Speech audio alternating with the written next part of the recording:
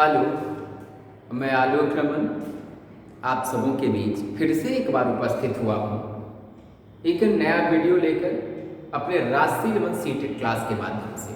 तो मैं अपना नया वीडियो या नया लेक्चर में अपना प्रस्तुत करूँ उससे पहले मैं आप सबों से आग्रह करूँगा कि आप हमारे इस चैनल को सब्सक्राइब कर लें, घंटे वाला बटन दबा लें, वीडियो हमारा अच्छा लगे तो लाइक करें और इसे शेयर कर दें और कमेंट तो जरूर करें ताकि प्रतिक्रिया बेहतर मिले। दूसरी बात, अभी थोड़ा लाइट इशू है और जिसके कारण वीडियो में अंधेरापन थोड़ा ज़्यादा आएगा, लेकिन वीडियो हमारा ये काफ़ी महत्वपूर्ण होगा और ये उन छात्रों के लिए महत्वपूर्ण होगा जो बीएड प्रथम वर्ष में अध्ययनरत होंगे। बीएड प्रथम वर्ष में अध्ययन करने वाले छात्रों के सामने स्कूल इंटर्नशिप कार्यक्रम के दौरान उससे संबंधित कॉपियों को बनाने में समस्याएं आती हैं। आज मैं उन्हीं कॉपियों को बनाने की पूरी विधियों को बताऊंगा कि पूरी कॉपी कैसे तैयार की जाती है। वैसे तो मैं श्याम महाविद्यालय में व्याख्याता के तौर पर काम करता हूं, जिसे सहायक प्राध्यापक कहते हैं। तो ये जो समस्याएं हैं ये मुझे अपने ही महाविद्यालय के छात्रों से दिखाई पड़े हैं, जिसके बाद मुझे लगा कि ये सिर्फ हमारे महाविद्यालय के छात्रों में ही नहीं अपितु भारत के विभिन्न विश्वविद्यालयों के तहत संचालित होने वाले जो महाविद्यालय हैं और उसके तहत जो इस प्रकार के बीएड पाठ्यक्रम तय करके उसे पूरा करने का प्रयास जो किया जा रहा है, तो कहीं ना कहीं किसी न किसी रूप में सभी महाविद्यालय के बच्चों में कुछ न कुछ इससे संबंधित समस्याएं व्याप्त होंगी। और ये समस्याएं उन्हीं छात्रों में ज्यादा व्याप्त होती हैं जो कक्षा में तो मौजूद होते हैं परंतु उनका ध्यान कक्षा की ओर नहीं लगा होता है, क्योंकि सभी महाविद्यालय अपनी अपने व्याख्याताओं की मदद से बच्चों के सामने स्कूल इंटर्नशिप कार्यक्रम के दौरान आने वाली समस्याओं से रूबरू कराते हैं ताकि उन समस्याओं का समाधान वो पहले ही ढूंढ ले और उन समस्याओं से उन्हें उतना जूझना नहीं पड़े। लेकिन कुछ छात्र विशेष ऐसे भी होते हैं जिनका कक्षा से मन उपचा रहता है, तो ऐसी परिस्थिति में वो व्याख्यान को बेहतर ढंग से सुन नहीं पाते हैं, जिसकी वजह से उन्हें समस्याओं का सामना करना पड़ता है विद्यालय अनुभव कार्यक्रम के दौरान। तो मैं इसीलिए इस वीडियो को लेकर आया हूं ताकि स्कूल इंटर्नशिप समस्या से संबंधित किसी भी छात्र को ज्यादा जूझना पड़ रहा हो तो वो इन समस्याओं से ना जूझे और बेहतर समाधान उन्हें मिल जाए। इस कारण से मैं इस वीडियो को बना रहा हूं। फिलहाल थोड़ा अंधेरा है, अर्थात लाइट की उत्तम व्यवस्था नहीं हो पाई है आज, जिसके कारण वीडियो के पीछे कालापन अंधेरापन दिखेगा, लेकिन वीडियो काफ़ी बेहतर होगा, आपके लिए अनुकूल होगा और आपके विद्यालय अनुभव कार्यक्रम के दौरान आपकी समस्याओं का समाधान करेगा। तो मैं आपको पहले एक फॉर्मेट दिखाना चाहूँगा कि आप देखिएगा, ये कॉपियाँ हैं। ये मूल रूप से कॉपी मेरे महाविद्यालय की है, जिस महाविद्यालय में मैं काम करता हूँ, Shyam school of education Begusarai. यदि कोई भी छात्र वैसे जो डीएलएड या बीएड करना चाहते हो तो इस महाविद्यालय में जरूर आए, शिक्षा का बेहतर माहौल आपको यहाँ मिलेगा। साथ ही यहाँ डी फार्मा अर्थात फार्मेसी महाविद्यालय भी दूसरे कंपाउंड में पीछे से खोला गया है, तो जो फार्मेसी से कोर्स करना चाहते होंगे डिप्लोमा, वो भी इस महाविद्यालय में आए, क्योंकि यहाँ पर बेहतर प्रशिक्षक मौजूद हैं जो आपको प्रशिक्षित करेंगे। जैसा कि टीचर ट्रेनिंग कॉलेजेस जो हमारे हैं श्याम स्कूल ऑफ एजुकेशन, उसके प्रशिक्षक जैसे अपने प्रशिक्षु छात्रों को ज्ञान देते हैं। तो आप यहाँ आ सकते हैं फार्मेसी करने के लिए, डीएलएड करने के लिए, बीएड करने के लिए। अब मैं बीएड के कोर्स की बात कर रहा हूँ, तो ये फॉर्मेट ये हमारे महाविद्यालय से दी जाने वाली कॉपियाँ हैं। वैसे जरूरी नहीं है कि सभी महाविद्यालय के द्वारा इस तरह की कॉपियाँ दी जाती हैं। यदि कॉपी नहीं दी जा रही है आपके महाविद्यालय में तो कोई बात नहीं है, आप इस तरह की कॉपी खरीद लेना जिसमें लगभग 40 से 50 पन्ने हों। और दूसरा, असाइनमेंट की कॉपी, इस तरह से एक कॉपी होती है जो असाइनमेंट के काम में आता है, अर्थात पतली कॉपी। तो जो हमारे महाविद्यालय के छात्र होंगे जो इस वीडियो को देख रहे होंगे, वो ध्यान रखेंगे कि आपके पास कई कॉपियां होंगी। उन कॉपियों में प्रथम वर्ष और द्वितीय वर्ष सभी की कॉपी होगी। तो उन कॉपी में आप ध्यान से देखना कि एक कॉपी बहुत ही पतली होगी और 16 कॉपियां होंगी। उन 16 में से प्रथम वर्ष के छात्रों को 10 कॉपियों को अलग कर लेना है। इसके अलावा एक कॉपी ऐसी होगी जिसमें लिखा हुआ होगा विद्यालय स्थानबद्ध प्रशिक्षण कार्यक्रम अर्थात इंटर्नशिप बीएड प्रथम वर्ष। इस चीज को ध्यान रखना है, जहां बीएड प्रथम वर्ष लिखा होगा एक ऐसी थोड़ी मोटी मध्यम साइज की जो कॉपी होगी उस कॉपी में उसे भी आपको अलग कर लेना होगा, अर्थात 10 एकदम से पतली वाली कॉपी और एक मध्यम साइज की कॉपी, यानी कुल मिलाकर 11 कॉपियां आपको अलग करनी होगी। अब विद्यालय में जब आप इंटर्नशिप के दौरान गए होंगे तो इंटर्नशिप से आने के बाद आपके महाविद्यालय में आपसे उन्हीं कार्यों का विवरण मांगा जाएगा, कॉपियां आपसे मांगी जाएगी। तो उन कॉपियों में से जो 10 पतली वाली कॉपी, 16 में से 10 जिसे आपने अलग रखा है, उन 10 कॉपियों में प्रत्येक कॉपी में 2-2 प्रश्न का उत्तर लिखते जाना है, जैसे आप परीक्षा में लिखते हो, यानी वो असाइनमेंट कॉपी है। उस कॉपी में 2-2 प्रश्न लिखना है और उसके उत्तर लिखने हैं 5-5 पन्ने के। ये कुल 10 कॉपियां होंगी जो श्याम महाविद्यालय के बच्चों को प्रोवाइड की गई है। अन्य महाविद्यालय के बच्चे को यदि नहीं की गई हो तो वो पतली पतली कॉपी 10 कॉपी खरीद लेंगे। और प्रत्येक विषय, प्रथम वर्ष में कुल 10 विषय होते हैं, अर्थात एक आपका टीचिंग सब्जेक्ट होता है और 9 मेन पेपर होता है, जिसमें 6 मुख्य पेपर जो कोर पेपर है उसकी परीक्षा बाह्य परीक्षक के द्वारा उनकी कॉपियों की जांच की जाती है, और 3 जो कॉपियां हैं उसकी परीक्षा अपने ही महाविद्यालय में होती है जो 50 अंकों के होते हैं। तो आपको करना क्या है कि कुल 10 कॉपियों में 2-2 क्वेश्चन, अर्थात कोर्स 1, कोर्स 2, कोर्स 3 ऐसे करके ईपीसी 1, 2, 3 सभी से 2-2 क्वेश्चन को लिख लेने हैं। प्रत्येक कॉपी में 2 क्वेश्चन लिखना है, उसका उत्तर देना है। यदि आपके पास नोट्स वगैरह ना हो तो मेरे द्वारा ही तैयार की गई गाइड है राजश्री रमन गाइड, जो आपको मेरे द्वारा भी प्रदान की जा सकती है, या आप ज्ञान गंगा पुस्तक भंडार बरौनी से भी ले सकते हो। तो वहां से आप खरीद लोगे, 2500 रुपए उसकी प्राइस पड़ती है। उस गाइड को आप ले लेंगे और उस गाइड से, प्रत्येक गाइड से 2-2 प्रश्न प्रत्येक पतली पतली वाली कॉपी पर लिख दीजिएगा और ऊपर में विषय का नाम लिख दीजिएगा जो गाइड पर लिखा होगा।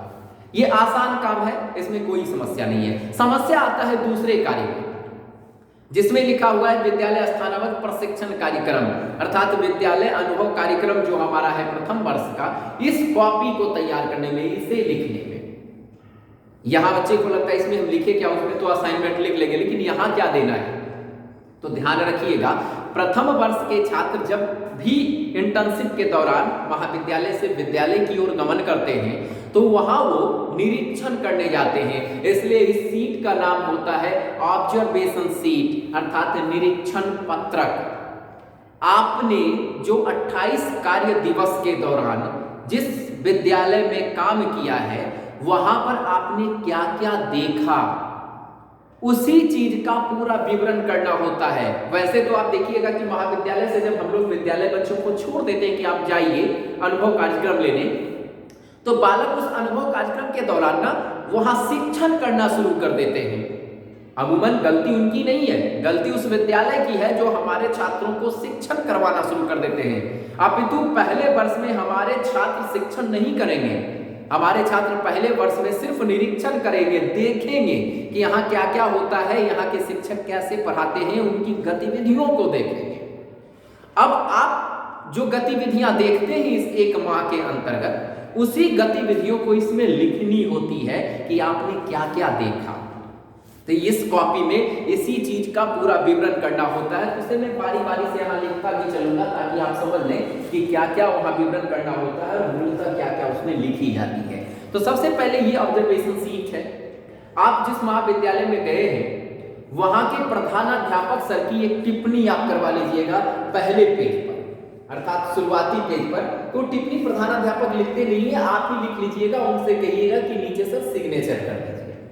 यानी वो क्या टिप्पणी होगा, तो वस्तुतः वो टिप्पणी होगा कि आप जब उस विद्यालय में गए तो उस विद्यालय में जाने के बाद आपका व्यवहार कैसा था, उसके संबंध में वहां के शिक्षक ने क्या प्रतिक्रिया दी, अर्थात प्रधानाचार्य की नजर में आप कैसे रहे, आपका व्यवहार कैसा रहा, उसी चीज का ब्यौरा वहां कर देना है।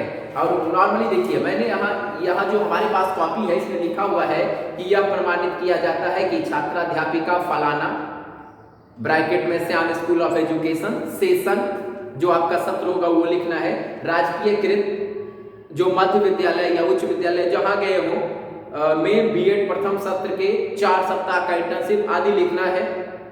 इस दौरान क्या है, तो प्रशिक्षु शिक्षिका या शिक्षक के रूप में इन्होंने काम किया है। इस दौरान इनका विचार, व्यवहार, शिक्षण, प्रशिक्षण कार्य सभी काफी उत्कृष्ट रहा है, बेहतर इन्होंने किया है, इनका व्यक्तित्व बेहतर है, ज्ञान में ये प्रखर है आदि लिख देना है। और नीचे में सिग्नेचर हो जाएगा प्रधानाध्यापक का। तो गौर कीजिएगा, जो श्याम महाविद्यालय के बच्चे होंगे उनकी कॉपी ऐसी होगी, शुरुआत होगी अनुक्रमानिका से। तो अनुक्रमानिका में पहला पॉइंट देना है, अनुक्रमानिका में पहला पॉइंट देना है और लिख देना है प्रधानाध्यापक की टिप्पणी। प्रधानाध्यापक अर्थात जिस विद्यालय में आप गए थे तो वहां के प्रधानाचार्य ने आपके व्यक्तित्व के बारे में क्या टिप्पणी की है, तो प्रधानाध्यापक की टिप्पणी।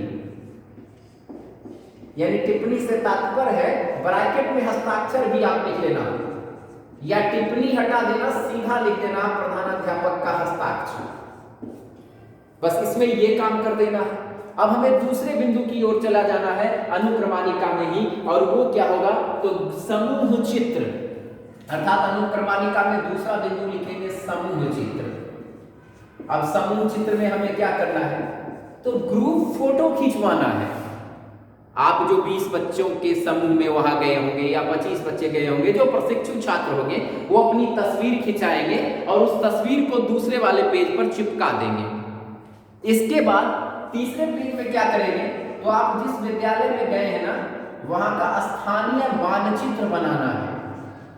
तो अनुक्रमानिका में क्या लिख देना है, 3 नंबर में स्थानीय मानचित्र, यानी वो जो मानचित्र वहां का स्थानीय है वो मानचित्र बना देना है, अर्थात आप उस विद्यालय तक कैसे गए हैं, इन चीजों को वहां इंगित कर देना है। और तत्पश्चात स्थानीय मानचित्र बनाने के बाद विद्यालय का भी मानचित्र हमें बना देना है। जो विद्यालय है जहां आप गए हुए हैं उसका भी आप मानचित्र बना देना कि कैसा वो विद्यालय है। तो चौथा बिंदु क्या आ जाएगा, विद्यालय का मानचित्र। हमेशा ध्यान रखना कि ये काम करना है, इस तस्वीर को बनानी है और बनी हुई तस्वीर यहां लगा देनी, तो विद्यालय का मानचित्र लगा देना है। इसके बाद हमें जो छात्राध्यापिका जिनका ग्रुप समूह जिनकी फोटो खींची गई थी, अर्थात प्रशिक्षु छात्र या प्रशिक्षु छात्राध्यापक या छात्राध्यापिका या प्रशिक्षु को छोड़ दीजिए, आप नॉर्मली लिख दीजिएगा छात्राध्यापक, छात्राध्यापक, आप लिख दे दीजिएगा छात्राध्यापिका, छात्राध्यापिका की सूची, ये 5वें नंबर पर दे देना है की सूची। यानी ये पहली अनुक्रमानिका में प्रधानाध्यापक का हस्ताक्षर, दूसरे में समूह चित्र, तीसरे में स्थानीय मानचित्र, चौथे में विद्यालय का मानचित्र, विद्यालय का मानचित्र, और 5वें में छात्राध्यापक या छात्राध्यापिका की सूची हो जाएगी। इसके बाद छठे नंबर में जाना है तो विद्यालय का इतिहास लिखना है, यानी छठा नंबर जो आपका बिंदु होगा वहां क्या करना है, तो अनुक्रमानिका में लिख दीजिएगा विद्यालय का इतिहास, इतिहास लिख देना है। इसके बाद दाहिने साइड में जाइएगा तो पेज नंबर का ऑप्शन है कि पृष्ठ संख्या कितने पर प्रधानाध्यापक की टिप्पणी है, कितने पर समूह चित्र है, कितने पर स्थानीय मानचित्र है, कितने पर विद्यालय का इतिहास आएगा। तो छठा नंबर कॉलम में हो सकता है पेज नंबर 10 पर विद्यालय का इतिहास आए, तो विद्यालय के इतिहास को लिखना है कि ये विद्यालय कब खुला, शुरुआती समय में किसने भूमि दान की थी, किसके सहयोग से ये विद्यालय खुला, यहाँ के पहले प्रधानाचार्य कौन हुए, शुरुआती समय में मूल रूप से कौन कौन शिक्षक नियुक्त हुए थे, उनके बारे में पूरा इतिहास, पूरा वृत्तांत इस विद्यालय का लिख देना है। इसके बाद जब विद्यालय का इतिहास लिख देंगे तब 7वें स्थान पर, 7वें नंबर पर वर्तमान में जो यहाँ प्रधानाध्यापक महोदय होंगे ना, प्रधानाध्यापक सर जो होंगे ना, जो प्रधान होंगे, उनके बारे में विस्तृत विवरण कर देना है। फिर पेज नंबर दे देना है कि इनका का विवरण कहा किया गया है। यानी वो प्रधानाचार्य कौन है, उनका क्या नाम है, उनका व्यक्तित्व कैसा है, उनका आपके साथ कैसा संबंध रहा है इन 28 दिनों के कार्यकाल में, वो कैसे सोचते हैं, कैसा वो बातें करते हैं, कि किस तरह के पूर्ण रूप से वो मृदुभाषी हैं कि नहीं, या व्यक्तित्व कैसा है, ओजस्वी है कि नहीं, इन सब बारे में उनके व्यक्तित्व को लिखना है। अर्थात खास करके जिस विद्यालय में आप कार्यक्रम कर रहे हो, इंटर्नशिप कार्यक्रम, उस विद्यालय के प्रधानाध्यापक जो होंगे ना, उनके व्यक्तित्व का परिचय करना है। तत्पश्चात 8 नंबर कॉलम लेंगे और पर शिक्षकों की सूची लिख देनी है। अर्थात कौन शिक्षक होंगे, जो उस विद्यालय के मूल शिक्षक होंगे, जो वहां नियुक्त हैं, उन शिक्षकों की सूची लिख देनी है। सूची से क्या तात्पर्य है कि उन शिक्षकों का नाम लिखना है, क्रमबद्ध 1 2 3 4 ऐसे करके उनका नाम लिख देना है। तत्पश्चात शिक्षक के अलावे अन्य भी कर्मचारी वहां होंगे ना, उन कर्मचारियों में होंगे रसोइया, तो उनके बारे में लिख देना है। तो नॉर्मली देखिएगा कि सामान्य विद्यालय में आप जाओगे, जो मिडिल स्कूल वगैरह होता है, तो वहां शिक्षक के बाद रसोइया ही होते हैं। लेकिन हाई स्कूल वगैरह में यदि आप जाते हो तो वहां क्लर्क वगैरह भी होते हैं। तो शिक्षकों की सूची, उसके बाद अन्य कर्मचारियों की सूची करके दे देना है, और रसोइया यदि वहां नहीं है तो रसोइया नहीं देना है। अर्थात वहां जो होंगे जिसे आपने देखा है उनके बारे में लिखना है। अर्थात उनका नाम लिख देना है कि कितने की संख्या में वो है, कौन कौन है, इस बारे में पूरा डिटेल तो वहां दे देना है। इसके बाद, और ये सब देखिए, ये सब आपने जो देखा होगा वही लिखना है, ऐसा नहीं कि कुछ भी फेंक दिए। आपने जो देखा है ना उसे ही लिखने का काम करना है। इसके बाद हम चले आएंगे 10 नंबर कॉलम पे। 10 नंबर कॉलम पे विद्यालय का समय सारणी देंगे, यानी टाइम टेबल, विद्यालय समय सारणी। समय सारणी यानी विद्यालय में जो पढ़ाई की जाती है, पढ़ाई की घंटी का विवरण देना है कि पहली घंटी में क्या होता है, दूसरी घंटी में क्या होता है, किस विषय को पढ़ाया जाता है, किनके द्वारा पढ़ाया जाता है, वो डालना है। वही है विद्यालय की समय सारणी, उसका पूरा विवरण, एक पूरा टाइम टेबल हमें बना देना है। जैसे कि आपके महाविद्यालय में भी टाइम टेबल होगा, उस टाइम टेबल के अनुसार आपके सामने पारी वाली से सारे शिक्षक आते होंगे, तो वो टाइम टेबल भी यहाँ शो करना है। तो महाविद्यालय वाला नहीं, उस विद्यालय वाला जहाँ आपने इन चीजों को पाया है कि क्या टाइम टेबल था, क्या हो रहा था, किन किन चीजों कि किन किन विषयों की घंटी कब कब और कैसे कैसे किन शिक्षकों के द्वारा संचालित की जा रही थी। इसके बाद हमें आगे आना है। तो नॉर्मली 11 नंबर पॉइंट जब हम लेंगे ना, तब हम विद्यालय समय सारणी के बाद प्रातःकालीन सभा को देखें, यानी कि अब वहां क्या क्या होती है। तो प्रातःकालीन सभा, जहां पर प्रार्थना वगैरह होता है ना, आप विद्यालय से जाते हो तो विद्यालय जाने के बाद सीधे पढ़ाई शुरू नहीं होती है, प्रातःकालीन सभा होती है। इसके बारे में लिखना है कि प्रातःकालीन सभा कहाँ पर होती है, वो जगह कैसा है, वहाँ कौन कौन उपस्थित होते हैं, प्रातःकालीन जो सभाएं हैं वो क्यों आयोजित की जाती है, इन सब के बारे में लिखते हुए इसके तहत भी अब अनुक्रमानिका में 11 दे दीजिएगा। यानी 11 नंबर पॉइंट में प्रातःकालीन सभा है। अब इसके अंतर्गत भी कई बिंदुओं को पढ़ना है, तो पहले देखना होगा प्रार्थना। तो पॉइंट नंबर 1 दे देंगे, रोमन 1 लिख देना है प्रार्थना, यानी वहां कौन सी प्रार्थना होती है। तो 11 में प्रातःकालीन सभा, उसी के तहत ये विभिन्न प्रकार के कार्यक्रम संचालित किए जाते हैं। तो पहला है प्रार्थना, तो प्रार्थना लिख देना है कि कौन सी प्रार्थनाएं वहां होती हैं, उन प्रार्थना को एक पेज पर लिख देना है।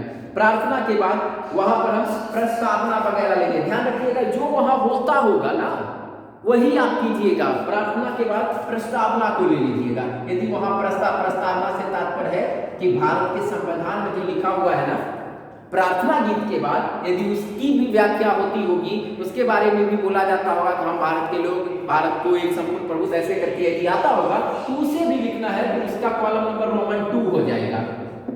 फिर रोमन 3 के तहत जब हम जाएंगे तो हम ज्ञान चर्चा से तात्पर्य है कि देखिएगा कि विद्यालय विशेष में क्या जाता है कि बच्चों को बुलाया जाता है प्रार्थना सभा के दौरान। कहा जाता है कि कोई वैसे प्रश्न आप इन सबके बीच रखें ताकि कल की तारीख में ये उनका जवाब इन समूह में से कोई बालक देंगे। तो आप बच्चों के सामने कोई, आप सभा में प्रार्थना समाप्त हुई, प्रस्तावना हो गया, उसके बाद बच्चे आए, कोई एक बच्चे उस सभा से निकल करके मंच के पास आएंगे और कोई एक प्रश्न कर देंगे। प्रश्न करके कहेंगे कि इस प्रश्न का उत्तर आप में से किन्हीं को ढूंढना है। और इतना कह के वो बच्चे जवाब नहीं देंगे, प्रश्न कहेंगे या हो सकता है कहानियां कोई कह दे और उसके मूल बिंदु को छोड़ देंगे, इसका उत्तर क्या होगा, छोड़ के हम निकल जाएंगे। ये ऐसा इसलिए किया जाएगा क्योंकि बच्चे के ज्ञान को तलाशा जाएगा कि इनमें से कौन ऐसा व्यक्तित्व वाला है जो इसके सही उत्तरों को ढूंढेगा।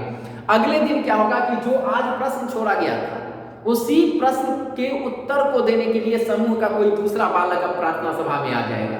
अब वो जवाब देते हुए नए ज्ञान की बात करते हुए वैसे ही छोड़ के जाएगा जैसे पहले दिन पहले बच्चों ने छोड़ा था। अर्थात ये ज्ञान का चर्चा है, इसके बारे में लिखना है कि क्या है ज्ञान की चर्चा।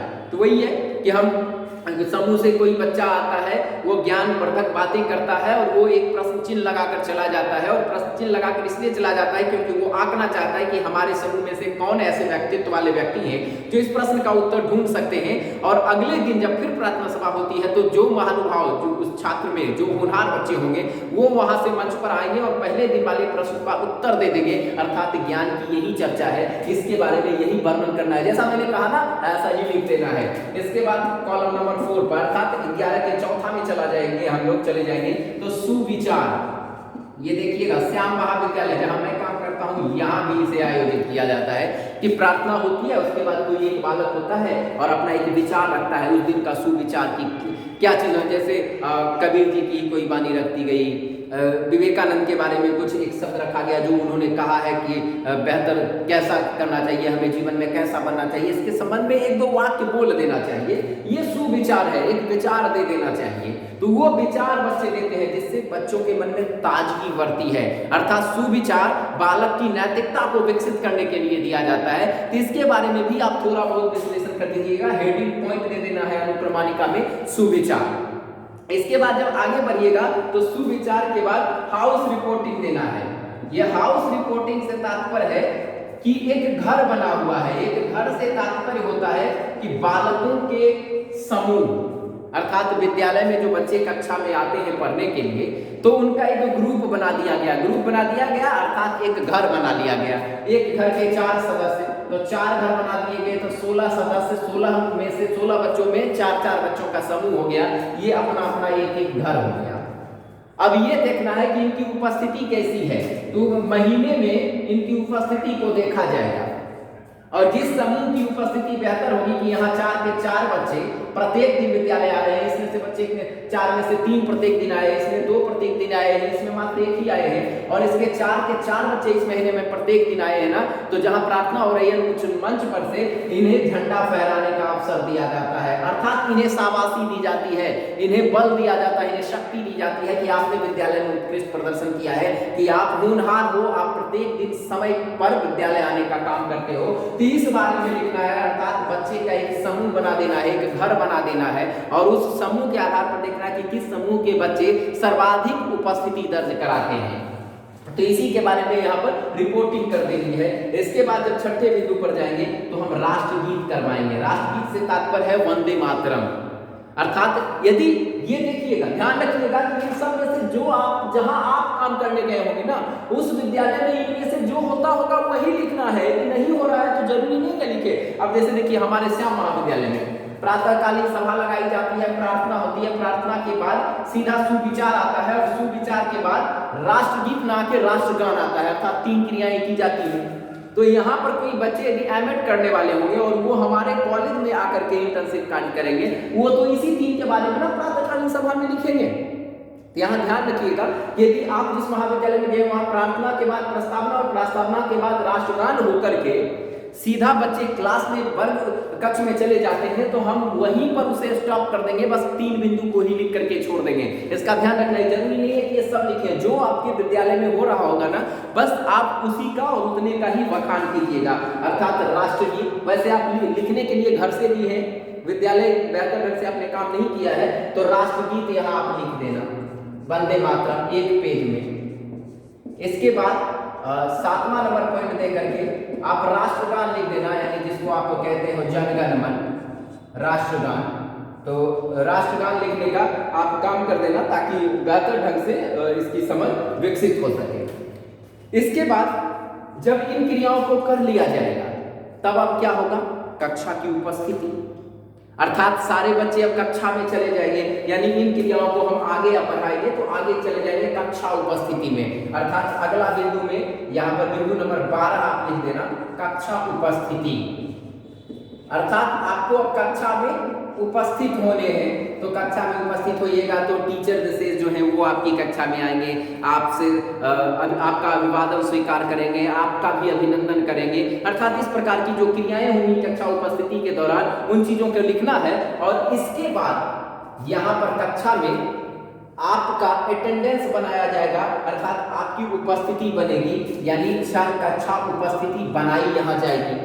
अब कक्षा उपस्थिति के दौरान शिक्षक आएंगे, सुप्रभात वगैरह करेंगे, अभिनंदन करेंगे, उसके बाद बारी बारी से आपका नाम लेंगे और आपका उपस्थिति बनाते चलेंगे। तो उपस्थिति जब बनेगी तो यहाँ पर एक आप रजिस्टर, अगले पेज पर एक रजिस्टर बना लीजिएगा, अर्थात छात्र, इसको 13 नंबर पॉइंट कर दीजिएगा, छात्र उपस्थिति पत्रक। यानी यहाँ पहले वाले में छात्र उपस्थिति में अभिवादन वगैरह लिख दीजिएगा, साथ ही लिख दीजिएगा कि बारी बारी से शिक्षक एक एक छात्रों का नाम संबोधन करते हैं या उनके अनुक्रमांक से उन्हें संबोधित करते हैं और बच्चों के द्वारा वहां पर हाजिरी लगाई जा रही है कि यस सर, प्रेजेंट सर वगैरह जो किया जाता है वो क्रियाएं की जाती है और उनका उस दिन की उपस्थिति रजिस्टर में दर्ज होती जा रही है। तो कैसे दर्ज हुई, तो 30 को 35 को ऐसे करके बच्चे का नाम लिख दीजिएगा। दूसरे पेज पर पहले पर विवरण कर दीजिएगा छात्र उपस्थिति कैसे होता है, बच्चे को बुलाया जाता है उनका नाम या अनुक्रमांक से। उसके बाद दूसरा जो पेज होगा ना उसमें 30 बच्चे का या 30 बच्चे का ही या 40 बच्चे का आप बना लीजिएगा। यदि आपके पेज में 30 ही बच्चा का है तो 30 ही बच्चे का 29 बच्चे का प्रयास कीजिएगा जिनके कक्षा को आपने देखा है कि किस कक्षा में कितने बच्चे थे। तो एक सेक्शन के बच्चे को, जैसे 5वीं क्लास का बच्चा है तो 5वीं क्लास के किसी एक सेक्शन के 30 बच्चे का नाम रोल नंबर के साथ लिख दीजिएगा और 30 दिन की उनकी उपस्थिति आप बनाइएगा, किस दिन वो प्रेजेंट थे, किस दिन अब्सेंट थे। जो 28 दिन की, आप 28 दिन का ही बनाइएगा क्योंकि आपने 28 दिन ही वहां देखा है ना। तो 28 वर्किंग डे, ध्यान रखिएगा वर्किंग डे का बनाना है कि कौन छात्र कब उपस्थित था। तो नॉर्मली देखिए जो विद्यालय वगैरह नहीं गए हैं तो वो छात्र का नाम अपना लिख लेंगे। ये नहीं करना है कि उसी विद्यालय से हम छात्र को ढूंढ के लाए। आप नाम 30 को लिख दीजिए, 30 नहीं हो तो 25 लिखिए और 25 को उसी का नाम लिख लीजिए जो आप महाविद्यालय से वहां पढ़ाने गए थे और उसका ही लिख करके और PA ऐसे करके प्रेजेंट है तो PP लगाते जाइए। ध्यान रखिएगा कि आप उस विद्यालय में गए या नहीं गए। कोई भी वाइवा लेने वाला ये नहीं पूछेगा कि अमुक छात्र उस विद्यालय में था कि नहीं। आप सीधा जो आप नाम लिखे होंगे ना, आपसे पूछेगा कि आपने लिखा है रोहन कुमार, क्या रोहन कुमार का रोल नंबर 5 था वहां? आप जवाब दीजिएगा हाँ। क्यों जवाब दीजिएगा? तो क्योंकि जो आपसे वाइवा ले रहे हैं ना वो वहां निरीक्षण करने नहीं जाएंगे कि वाकई में रोहन कुमार था कि नहीं। इसलिए आप इन चीजों को इंगित कर दीजिएगा कि रोहन कुमार, ऐसे प्रयास कीजिएगा कि वहां जाकर के ही आप रजिस्टर बनाएं। लेकिन जिनसे ये संभव नहीं है तो वो नॉर्मली 30 बच्चे का नाम लिख करके 28 वर्किंग डे शो कराना है। ध्यान रखिएगा संडे को काट देना है, कोई छुट्टी वगैरह होगा बिहार सरकार के अनुरूप तो उसे काटते हुए तभी इसे जाकर के बनाना है, अर्थात छात्र उपस्थिति उसी में दर्ज करनी है। इसके बाद जब हम आगे बढ़ेंगे तो छात्र उपस्थिति के बाद रजिस्टर तैयार करने के बाद हम श्यामपट्ट पर भी कार्य करेंगे, यानी अब हम पढ़ाना शुरू करेंगे। जब आप पढ़ाना शुरू कीजिएगा तो श्यामपट्ट के बारे में लिखिएगा कि ये श्यामपट्ट है क्या। वास्तविक अर्थों में समझिएगा ये श्यामपट्ट जो है ना एक सामग्री है जिसे मूलभूत सामग्री है नहीं, हम इसे सामग्री बना देते हैं। हम अपनी कला के बल पर, हम शिक्षक के रूप में इतने कलात्मक व्यक्तित्व के व्यक्ति हैं ना कि इस सादे पृष्ठ को ना हम लिख करके इसके को सामग्री के तौर पर प्रयुक्त कर देते हैं। जब तक लिखा नहीं है तब तक ये कोई सामग्री नहीं है। लिखने के बाद ये एक ऐसी तकनीक का हम प्रयोग कर देते हैं कि इसके माध्यम से बच्चे पढ़ना शुरू कर देते हैं।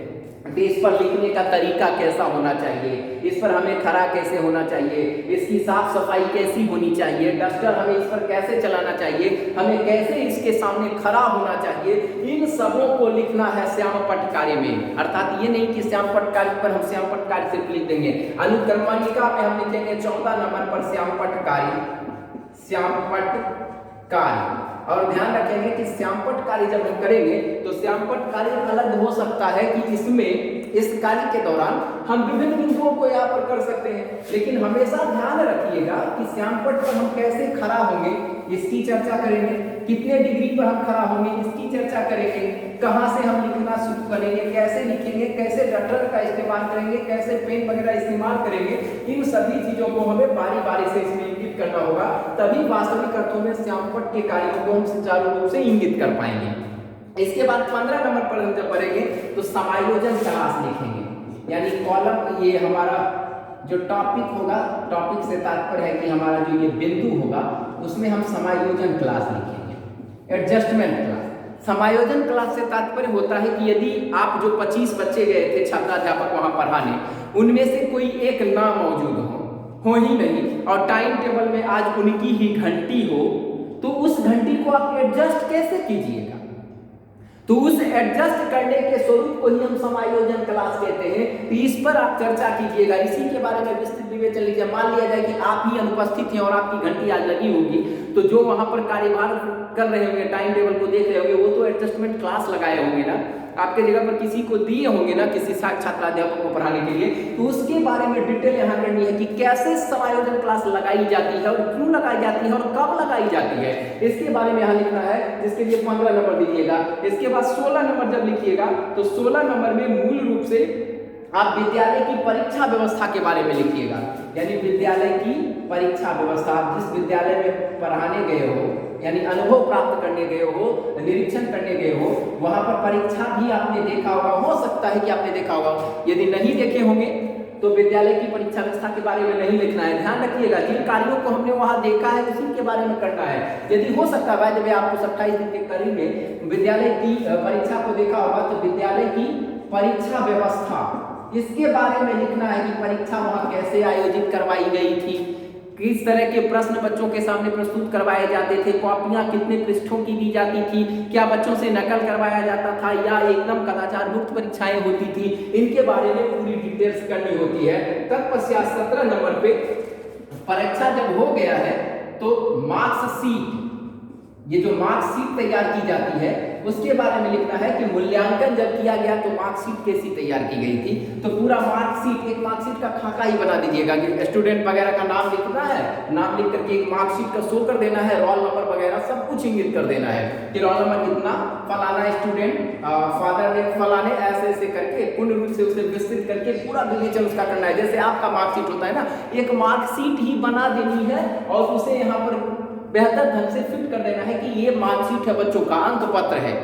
अर्थात मार्कशीट वाला जो कॉलम है 17 नंबर, यहाँ पर अंक पत्र बना देना है। इस परीक्षा व्यवस्था के बाद उनका मूल्यांकन हुआ होगा तो उस मूल्यांकन स्वरूप को ही यहाँ दर्शा देना है मार्कशीट के माध्यम से, ताकि उसका एक अंक पत्र तैयार हो जाए। तत्पश्चात 18 नंबर पर हम जब जाएंगे तो अवकाश तालिका, यानी आप जब अनुभव कार्यक्रम के दौरान वहां हैं तो आप 28 वर्किंग डे पर काम कर रहे हैं, तो बीच बीच में तो छुट्टियां भी होंगी।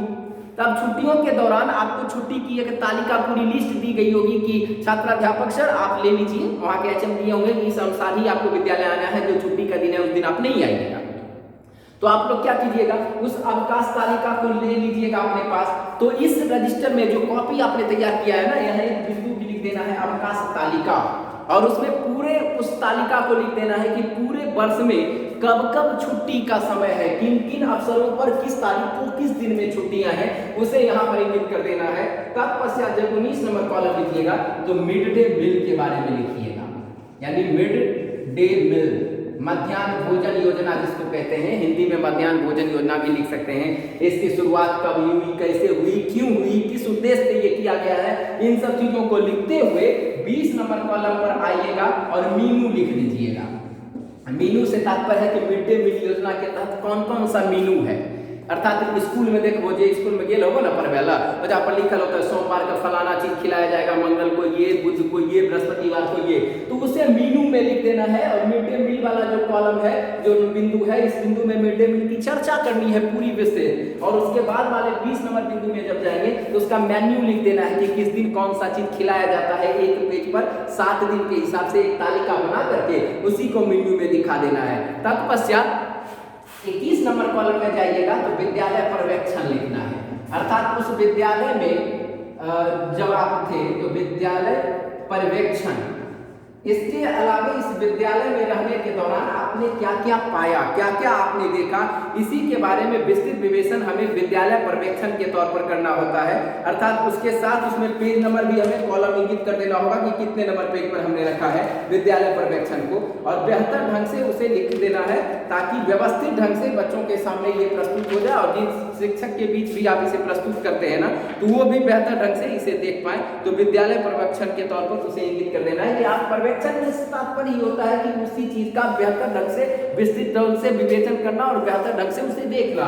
इस पर आप चर्चा कर दीजिएगा विद्यालय पर्यवेक्षण में। तत्पश्चात कॉलम नंबर जब 22 पर आप जाओगे तो 22 नंबर इंगित करता है विद्यालय के विकास हेतु मुख्य बातें, यानी 22 नंबर में आप शो कराइएगा विद्यालय विकास हेतु मुख्य बातें, विद्यालय विकास हेतु मुख्य बातें, यानी जिस विद्यालय में आप काम कर रहे थे ना, वहां के विद्यालय का माहौल कैसा था और क्या उसमें और विकास की आवश्यकता थी, तो विकास की आवश्यकता थी तो क्यों थी, क्या ऐसा बिंदु आपने पाया जहां आपको कमजोर कड़ी दिखी, जहां विकास की आवश्यकता थी, तो किस रूप में उसका विकास किया जाए, इसके बारे में यहां आप डिटेल दीजिएगा।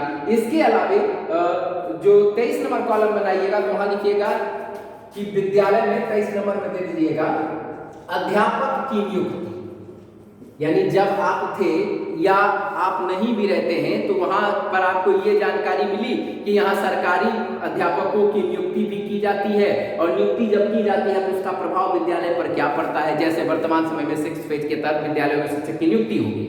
अभी जो बच्चे इंटर्नशिप में होंगे उन्हें तो नए शिक्षक भी आते हुए दिखाई देंगे विद्यालय में, जो गवर्नमेंट टीचर आएंगे एकदम नियुक्त होंगे, तो वो चीज भी वो लिखेंगे कि वो जब शिक्षक आए तो उसका प्रभाव विद्यालय पर क्या पड़ा, पढ़ाई व्यवस्था और बेहतर हुई कि उनके कारण और खराब होती चली गई, इसके बारे में भी व्यवस्थित तौर पर यहाँ विवरण कर देना है ताकि हम सब बेहतर ढंग से उसे समझ सके। अर्थात छात्राध्यापक के तौर पर आप लिखिएगा और जिनके सामने ये प्रस्तुत किया जा रहा है महाविद्यालय में, वो बेहतर ढंग से इस रिपोर्ट को समझ सके कि आपने क्या देखा, क्या पाया। तत्पश्चात वहां पर एक अगला बिंदु लिख देना है स्कूल में परोपकार की शिक्षा। परोपकार से तात्पर्य है कि विद्यालय में बालकों को परोपकारी बनाने के लिए क्या क्या किया जाता था ताकि वो दूसरों की भलाई में अपना योगदान दे सके। तो एक बिंदु यहाँ इंगित कर दीजिएगा परोपकार की शिक्षा, अर्थात कॉलम नंबर उसे 24 इंगित कीजिएगा। तो मैं इसे साफ कर लूं ताकि बेहतर ढंग से ये आपको दिखाई दे सके। तो 24 नंबर कॉलम में परोपकार की शिक्षा को आपको इंगित कर देना है। परोपकार की शिक्षा 24। ये हमेशा ध्यान रखिएगा कि हो सकता है कि कोई टीचर कोई छात्राध्यापक किसी अन्य स्कूल में हो तो उनके कॉलम ये ज्यादा हो सकते हैं, 24 की जगह पर 30 हो सकते हैं। मैं नॉर्मल बता देता हूँ कि इतना तक आप लिखिएगा क्योंकि ये अमूमन पाया जाता है। तो परोपकार की शिक्षा अर्थात क्या क्या परोपकारी शिक्षाएं दी जा रही थी, किस प्रकार से जन कल्याण के भाव को बढ़ाने के लिए बच्चों को प्रेरित किया जा रहा था, उसके बारे में यहाँ डिटेल्स देनी है। उसके बाद 25 यदि ये हो रहा होगा तो निश्चित तौर पर होता होगा, बच्चे को परोपकारी बनाने का प्रयास प्रत्येक विद्यालय के तहत किया जाता है, तो यहाँ भी होता होगा, तो ये निश्चित तौर पर आप दीजिएगा। तत्पश्चात स्कूल में नैतिकता की शिक्षा है, यानी पॉइंट नंबर 25 देना है। स्कूल में, स्कूल से तात्पर्य विद्यालय लिखिएगा, विद्यालय में नैतिकता की शिक्षा। नैतिकता से तात्पर्य है कि अनुशासनात्मक, आपको किस व्यक्तित्व का व्यक्ति वहां बनाया जा रहा है, क्या आपने सुविचार भरे जा रहे हैं, आपको विचारात्मक व्यक्तित्व वाला बनाया जा रहा है, आपको अनुशासित किया जा रहा है। अर्थात वहां आप जब एक शिक्षक के तौर पर काम करने गए, छात्राध्यापक प्रशिक्षु शिक्षक के तौर पर, तो आपने ऐसा पाया कि वहां के छात्रों को अनुशासनात्मक छात्र बनाया जा रहा है। तो कैसे बनाया जा रहा है, किस लिए बनाया जा रहा है, उद्देश्य क्या है, इन चीजों को ही इस बिंदु में वर्णित करना होगा। तत्पश्चात 26 नंबर में जब आप जाइएगा तो वहां लिखिएगा कि जो जागरूकता के लिए, यानी कहिए कि एक्स्ट्रा करिकुलम कोई करवाया जा रहा है, अतिरिक्त कार्यक्रम, कोई अतिरिक्त जो जुड़ा हुआ गतिविधियां हो, वैसे कोई कार्यक्रम करवाए जा रहे हैं, जैसे कि बेटी बचाओ बेटी पढ़ाओ, या जागरूक समाज में जागरूकता लाने के लिए एड्स पर कार्य, या मद्य निषेध पर कार्य, अर्थात शराब रोकने के लिए। तो जो काम होता होगा, जैसे देखिए इस विद्यालय में आपने देखा होगा कि कोई अतिरिक्त कार्य बेटी बचाओ बेटी पढ़ाओ हुआ है, तो आप बेटी बचाओ बेटी पढ़ाओ पर काम करना। हो सकता है आप जिस विद्यालय में हो वहां मद्य निषेध पर काम किया गया होगा, तो 26 नंबर पॉइंट में आप मद्य निषेध लिख देना।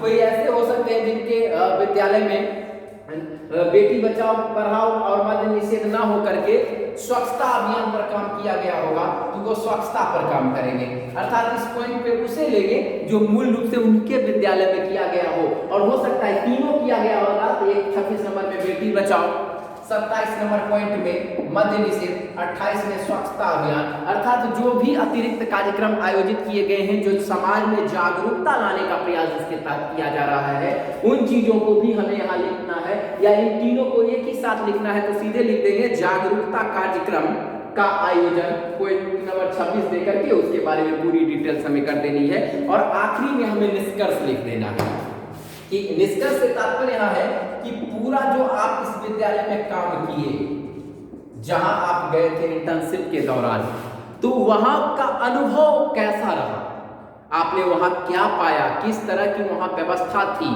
कैसे आपने सुझाव वहां दिया था, किस स्वरूप को आपने वहां से सीखा, वहां के शिक्षकों से आपको क्या सीखने को मिला, आपसे वहां के शिक्षकों ने क्या प्राप्त किया, आपका जो वास्तविक अनुभव होगा ना, उसे निष्कर्ष के तौर पर, उसमें निचोड़ के तौर पर प्रस्तुत कर देना है, ताकि आप जिस महाविद्यालय से उस विद्यालय में गए होंगे ना, तो उस विद्यालय से जब अपने महाविद्यालय आए तो आपके शिक्षक ये जान पाए, आपके जो प्रशिक्षु शिक्षक होंगे, जो प्रशिक्षक आपके होंगे, वो ये जान पाए कि हमारे द्वारा तैयार बच्चे वहां से क्या अनुभव प्राप्त करके आए हैं, उस अनुभव की पूरी पींजी को हम देखें। तो इसीलिए इसे विद्यालय अनुभव कार्यक्रम के तहत भी जाना जाता है कि विद्यालय में जाकर के आपने क्या अनुभव प्राप्त किया। तो प्रथम वर्ष के जो छात्र होते हैं वो मूल रूप से विद्यालय अनुभव कार्यक्रम के दौरान सिर्फ निरीक्षण करने जाते हैं, इसीलिए उन्हें ऑब्जर्वेशन सीट बनानी होती है। और ध्यान रखिएगा, दूसरे वर्ष में भी छात्र को एक ऑब्जर्वेशन सीट बनानी होती है, 2 लेसन प्लान की कॉपी तैयार करनी होती है जो उनका टीचिंग सब्जेक्ट होता है, 2 सूक्ष्म शिक्षण की कॉपी होगी जिसमें 10-10 कौशलों को लिखा जाता है। तो उन चीजों को वर्णित किया जाता है। तो इसके बारे में पूरी जो डिटेल्स है ना, वो मैं अगला वीडियो जब लाऊंगा तो मैं बीएड द्वितीय वर्ष के लिए भी प्रयास करूंगा कि एक बेहतर वीडियो मैं आपके सामने लाऊं। फिलहाल ये प्रथम वर्ष के छात्रों के लिए है, और मैंने इसीलिए बना दिया क्योंकि मुझे लगा कि बहुत से ऐसे छात्र होंगे जो इनसे संबंधित समस्याओं से ग्रसित होंगे, तो उनके समस्याओं का निदान होना चाहिए और बेहतर ढंग से हमारे द्वारा उपचार करने का भी हमने प्रयास किया है कि आपका उपचार भी हो जाएगा। क्योंकि इन समस्या को मैंने जड़ से समाप्त करने का प्रयास किया है और बिंदुवार हमने आपको समझाया है, और मैंने जैसा समझाया है आप वैसा ही लिख दीजिए, आपकी पूरी कॉपी तैयार हो जाएगी। यदि ना समझ आए तो 2 बार 3 बार 4 बार 5 बार इस वीडियो को देखिए, अधिक से अधिक इस वीडियो को शेयर कर दीजिए, चैनल को सब्सक्राइब कर लीजिए, क्योंकि बीएड ही नहीं मैं सीटेट की भी क्लास लेकर आता हूं। और वैसे छात्र जो बीएड में बेहतर अंक प्राप्त करना चाहते होंगे वो मेरे द्वारा तैयार राजश्री रमन गाइड को जरूर खरीद लें, और कोशिश करें कि वो इसी माह खरीद लें ताकि पढ़ने का उन्हें अवसर मिले, इस कॉपी को बनाने में भी उन्हें मदद हो जाए और बेहतर ढंग से इस कॉपी को भी आप तैयार कर लें। और मैं इसीलिए इस महीने की बात करता हूं क्योंकि इस महीने के बाद हमारा भी पदस्थापन किसी अन्य जिला में हो जाएगा और मैं खुद भी यहाँ से पूर्णिया निकल जाऊंगा। फिलहाल मैं श्याम महाविद्यालय में बतौर सहायक प्राध्यापक हूँ, लेकिन चंद दिनों में, कुछ ही दिनों में मैं यहाँ से पूर्णिया की ओर रवाना हो जाऊंगा गवर्नमेंट शिक्षक के तौर पर, अर्थात मिडिल स्कूल पूर्णिया में मेरा पदस्थापन हो जाएगा। तो मैं यहाँ से 23 के बाद संभावना है कि 23 के बाद मैं चला जाऊंगा। तो फिर वैसी परिस्थिति में हमारी गाइड प्राप्त करना आपके लिए मुश्किल हो जाएगी। तो देर ना करें, जल्द ही खरीद लें। फर्स्ट ईयर की गाइड 2500 में, द्वितीय वर्ष की गाइड 2100 में मिलती है, तो जो मेरे द्वारा तैयार की गई है, और उससे आप बेहतर ढंग से इस पूरी योजना को तैयार कर लीजिएगा। हमारे इस वीडियो को आप अधिक से अधिक शेयर करें, कैसा वीडियो लगा कमेंट जरूर करें, और इसी के अनुरूप आप अपनी कॉपियां तैयार करें। अभी के लिए इतना ही, धन्यवाद। और आगे जब भी आएंगे तो हम नया वीडियो फिर लेके आएंगे आपके लिए बीएड द्वितीय वर्ष।